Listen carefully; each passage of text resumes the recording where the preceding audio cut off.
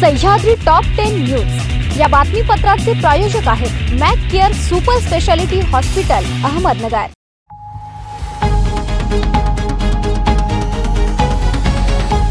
नमस्कार, मी साक्षी न्यूज 24 सह्याद्रीमध्ये तुमचं स्वागत।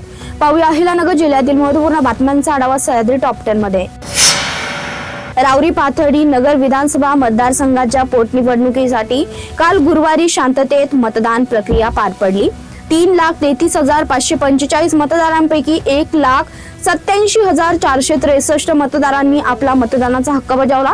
तसेच दिव्यांग व वयोवृद्ध मतदारांनीही आपला मतदानाचा घरी बसल्या हक्क बजावला असून 2024 मध्ये झालेल्या सार्वत्रिक निवडणुकीच्या तुलनेत या पोटनिवडणुकीत जवळपास 18% मतदान कमी झाल्याने उमेदवारांची चिंता वाढली आहे। दरम्यान मतमोजणी 4 मे रोजी होणार आहे। अशोक खरात यांच्याशी संबंधित कथित आर्थिक व्यवहार प्रकरणात अंमलबजावणी संचालनाने गुरुवारी शिर्डीतील हॉटेल व्यावसायिक निलेश जपे याच्या हॉटेल मारीगोल्ड तसेच कोपरगाव येथील निवासस्थानी एकच वेळी छापेमारी केल्याची माहिती समोर आली आहे। या कारवाईमुळे शिर्डी परिसरात मोठी चर्चा सुरू झाली आहे। मिळालेल्या माहितीनुसार सकाळी 7:30च्या सुमारास ईडीचं पथक हॉटेलमध्ये दाखल झालं, तर दुसऱ्या पथकाने कोपरगाव येथील निवासस्थानी तपासणी करून अनेक तासापासून जपे याची चौकशी सुरू असून आर्थिक व्यवहारांशी संबंधित कागदपत्रे, बँक नोंदी आणि डिजिटल माहितीची पडताळणी करण्यात येत आहे। कर्जत तालुक्यातील मिरजगाव पोलीस ठाण्यात कार्यरत असलेल्या पोलीस कर्मचाऱ्याला 5,000 रुपयांची लाच स्वीकारताना लाचलुचपत प्रतिबंधक विभागाने रंगेहात पकडल्याची धक्कादायक घटना गुरुवारी उघडकीस आली आहे। या कारवाईमुळे पोलीस दलात एकच खळबळ उडाली आहे। प्राथमिक माहितीनुसार दीपक पवार यांनी मिरजगाव परिसरातील क्रांती चौकात चालणाऱ्या जुगार क्लबच्या चालकाकडे क्लब सुरळीत चालू ठेवण्यासाठी 5,000 रुपयांची लाच मागितल्याचा आरोप आहे। संबंधित व्यक्तीने याबाबत अहिलानगर येथील एलसीबी कडे पूर्वीच लेखी तक्रार दिली होती। मनी लॉन्ड्रिंग प्रतिबंधित कायदा 2002 अंतर्गत दाखल विशेष प्रकरण क्रमांक 472/2023 मध्ये विशेष न्यायाधीश महेश जाधव यांच्या न्यायालयाने माजी मंत्री प्राजक्त तनपुरे व इतर सर्व आरोपींना दोषमुक्त करत प्रकरण निकाली काढलाय। या निर्णयामुळे दीर्घकाळ प्रलंबित असलेल्या या प्रकरणाचा शेवट झाला। विशेष न्यायालयाने विविध प्रदर्शन क्रमांकावरील अर्जावर स्वतंत्रपणे आदेश देत सर्व आरोपींना दोषमुक्त केला। शिवसेना शिर्डी लोकसभा मतदारसंघाच्या पक्ष निरीक्षक खासदार डॉक्टर ज्योतिताई वाघमारे यांच्या प्रमुख उपस्थितीत श्रीरामपूर तालुक्यातील पदाधिकाऱ्यांची पहिलीच महत्त्वपूर्ण बैठक काल शासकीय विश्रामगृहात पार पडली। या बैठकीत पक्षातील अंतर्गत समन्वय, अलीकडील निवडणुकीतील कामगिरी आणि उमेदवार निवडणुकीच्या प्रक्रियेवर अनेकांनी तीव्र नाराजी व्यक्त केली।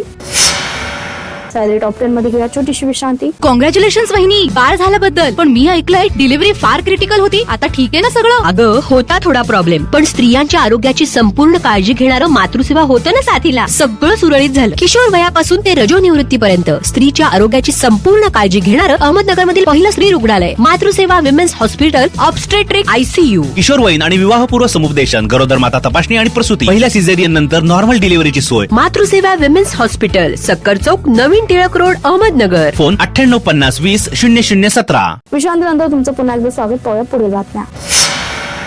कांदा बाजारभावातील घसरण व कांद्याबाबत सर्वेक्षण, तातडीच्या व दीर्घकालीन उपाययोजना यांचा अभ्यास करून शासन शिफारस करण्यासाठी सचिव स्तरीय समिती गठीत करण्यात आली। कांदा पिकवणाऱ्या राज्यापैकी क्षेत्र व उत्पादकांच्या बाबतीत महाराष्ट्र अग्रेसर आहे।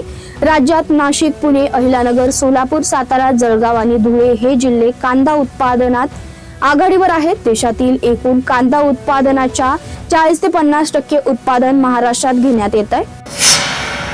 जामखेड तालुक्यातील मोहरी लघु पाटबंधारे तलावाच्या दुरुस्तीचा मार्ग अखेर मोकळा झालाय।